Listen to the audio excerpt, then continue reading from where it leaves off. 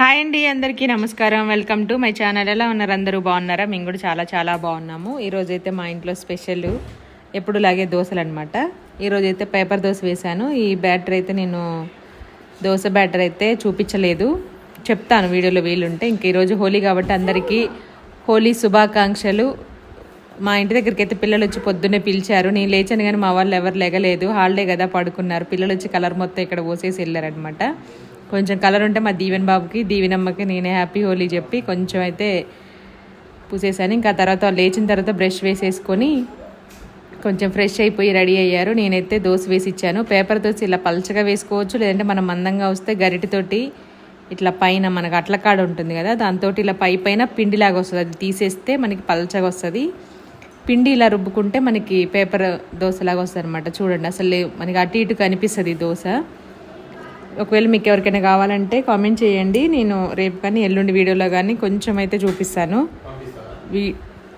పంపిస్తా, దోశ పంపిస్తా, పిండి పంపిస్తా, అన్నీ పంపిస్తా.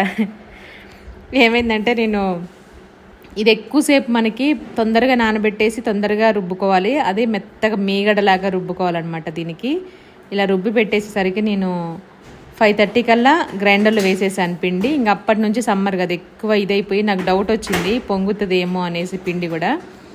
అప్పటికి నేను కింద ప్లేట్ పెట్టేశాను. చూడండి, ప్లేట్ పెట్టడం మంచిదైంది. నాకు ఏదైనా డౌట్ ఉన్నప్పుడు నాకు తెలుస్తుంది అనమాట.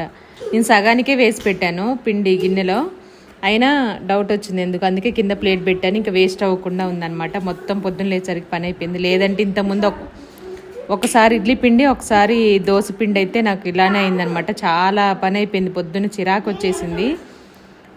కిచెన్ అంతా క్లీన్గా ఉంటేనే ప్రశాంతంగా ఉంటుంది. పొద్దున్న లేవడానికే, టిఫిన్ అయినా, కాఫీ అయినా, టీ అనేది చేయడానికి.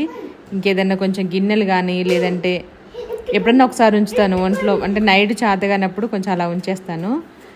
ఈరోజు మాత్రం పిండి పొంగిద్దని ముందే ఊహించాను, కాకపోతే వేరే దాంట్లో వేయలేదు. అంత వస్తుందా కింద ప్లేట్ పెట్టంగా కొంచెం ఏదైనా సైడ్ నుంచి ఏదైనా డ్రాప్స్ పడితే దాంట్లో పడిపోద్దిలే అనుకున్నాను, కాకపోతే మొత్తం సగానికి ఎక్కువ పడిపోయింది.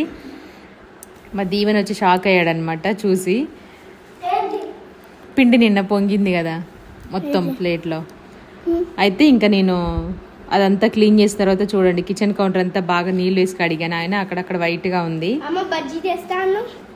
చేస్తా. అయితే ఈరోజు టమాటా పచ్చడి, పల్లీ పచ్చడి చేశాను.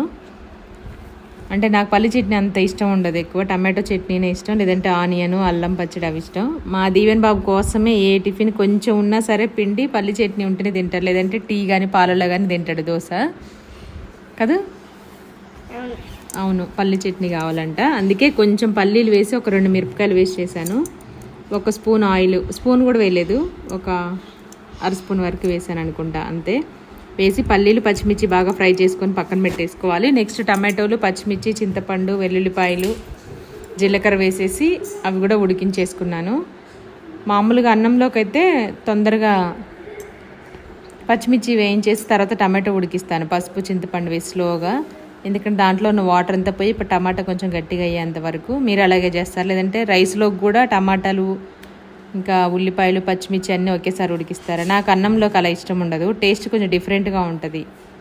అలా చేసినానికి ఇలా చేసినానికి ఇంకా నేను మిగిలిపోయిన కొంచెం ప్లేట్లో పిండి సైడ్కి ఉన్నది మొత్తం తీసి ఈరోజు వేసుకోవడానికి అయితే దోశలు పక్కన పెట్టేసుకున్నాను. మిగిలినది ఆ గిన్నె చుట్టూ పిండి అంతా తూడ్చేసి నీట్గా అంచులన్నీ క్లీన్ చేసేసి దానిపైన ఒక మూత పెట్టి ఫ్రిడ్జ్లో పెట్టేసాను. ఇంకా ఉన్నామనుకోండి ఇంకా పులుపు ఎక్కిపోయింది అనమాట, అది పుల్లగా అయిపోతుంది. ఎందుకంటే ఎండాకాలం కాబట్టి అలా అవుతుంది. దీనికోసం అయితే నేను చెప్తా అన్నాను కదా, 1 గ్లాస్ మినపప్పు తీసుకొని 2.5 గ్లాసులు బియ్యం తీసుకోండి. దీంట్లో మెంతులు, అటుకులు, అలానే మరమరాలు ఇలాంటివి ఏం వేసుకోవద్దు.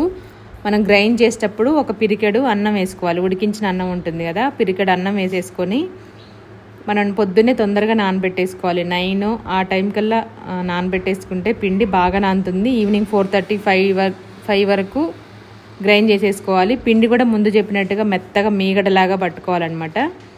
అలా పడితేనే మనకి దోశలు అనేవి బాగా వస్తుంది. అంటే మనకి పిండి బాగా పులుస్తుంది మెయిన్ తొందర నానబెట్టి తొందరగా రుబ్బడం వల్ల.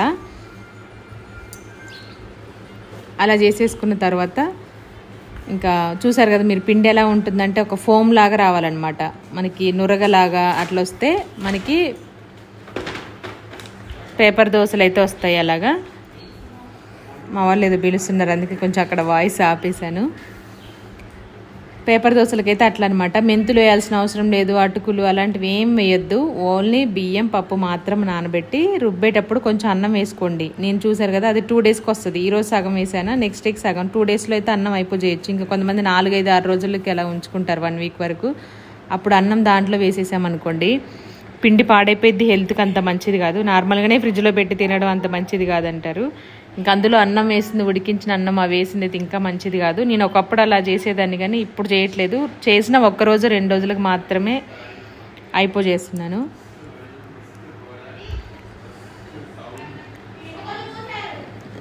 ఇంకా పల్లి చట్నీ కూడా అయిపోయింది, తాలింపు అయితే పెట్టేశాను. ఇంకా టమాటో చట్నీ ఏం పోపోయాను, ఎందుకంటే ఆల్రెడీ ఉడికించాను కాబట్టి. మీకు దోశల్లోకి ఏ చట్నీ అంటే బాగా ఇష్టమో కామెంట్ చేయండి. కొబ్బరి చట్నీ కూడా బాగుంటుంది, కాకపోతే నేను అంత చెయ్యను, ఎందుకంటే అడవుడిగా కుదురుతుందని. అందులో చేస్తే కనుక ఒకరోజు నైట్ ముందే నేను కొబ్బరి తీసేసుకొని దానిపైన బ్రౌన్ కలర్ పార్ట్ ఉంటుంది కదా, అది ఉంటే తినబుద్ధి అవ్వదు, కలర్ కూడా చూడడానికి బాగోదు. తీసేస్తాను పైన అంతా. ఒకరోజు ముందే ప్రిపేర్ చేసి పెట్టుకుంటే బాగుంటుంది. నేను ఒకవేళ పూజ అవి చేసినప్పుడు 2-3 కొబ్బరికాయలు ఉన్నాయనుకోండి, అప్పుడు నీట్గా చేసి చిన్న చిన్న పీసెస్ కట్ చేసుకొని ఫ్యాన్ గాలికి ఆరబెట్టి బాక్స్లో వేసేసి ఫ్రిడ్జ్లో పెట్టుకుంటాను. 3 డేస్ వరకు ఉంటుంది. 3 డేస్కి ఎక్కువ ఉంటే కనుక అది పాడైపోద్ది, బూజు వచ్చేస్తుంది. ఎక్కువ రోజులు ఉండడానికి ఉండదు, ఎప్పుడు కావాలంటే అప్పుడు ఫ్రెష్ది అయితేనే బాగుంటుంది. మా ఇంట్లో ఎక్కువగా పల్లి చట్నీ, ఈ చట్నీ తింటారు. ఇంకా అల్లం పచ్చడి ఆల్రెడీ ఎప్పుడూ ఉంటుంది కాబట్టి నేను మా వారు ఉంటే మాత్రం పిల్లలకి పాలల్లో వేసి పెట్టేస్తాను దోశ, వాళ్ళకి అలవాటే. దీవెన్ సౌండ్ చేయకు దీవెన్. మేమైతే అల్లం చట్నీతోనే అడ్జస్ట్ అవుతాము, ఏ పచ్చడి అయినా ఓకే. నాకైతే ఎక్కువ టమాటో పచ్చడి, మా పిల్లలకైతే పల్లి చట్నీ. దీవెన తిందు, దీవెనకు టమాటో అల్లం అవే తింటుంది. ఈ మధ్య కొంచెం ఇడ్లీ పల్లి చట్నీ అలవాటు చేసుకుంటుంది, అంటే పెరిగే కొద్దీ కొంచెం టేస్ట్ అనేది చేంజ్ అవుతూ ఉంటాయి కదా, అలాగా. చూడండి దోశ అయితే ఫ్రై అయిపోయింది. నిన్న వేసింది, స్టార్టింగ్లో వేసిన దోశ ఏమో నేను ఈరోజుది అనమాట, ఇదేమో సండేది.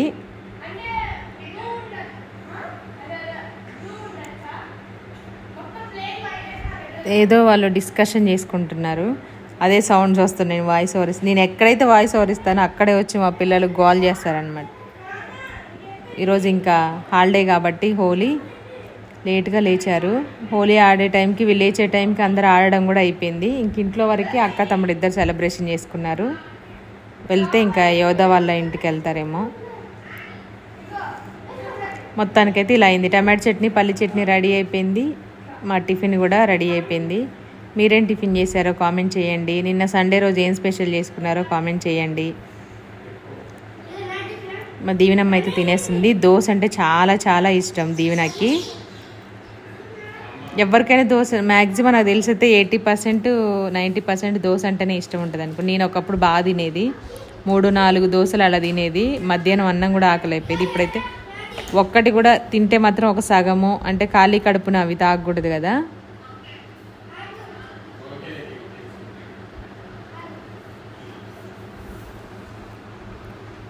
ఇంకా ఇక్కడేమో నేను పిల్లలకి టిఫిన్, దీవెనకు నేను వేస్తే ఇష్టం దోశలు, దీవెన్ బాబుకేమో నేను ఇంకా బయట బట్టలు వేద్దామనేసి వెళ్ళాను మిషన్లో. దీవెన్ బాబుకి వాళ్ళ నాన్న వేయాలంట, వేసిస్తున్నారు. 2 ఉన్నాయి, అక్కది కూడా తెచ్చుకోపో, ఇంకోటి అక్కది కూడా తీసుకోమ్మాను.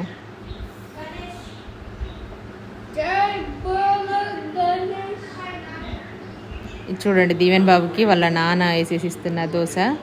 ఇక్కడితోనైతే మన వ్లాగ్ ఎండ్ అయిపోయింది. థ్యాంక్ యూ సో మచ్ అండి. ఈ వీడియో నచ్చితే తప్పకుండా ఒక లైక్ చేయండి, షేర్ చేయండి, కామెంట్ కూడా చేయండి.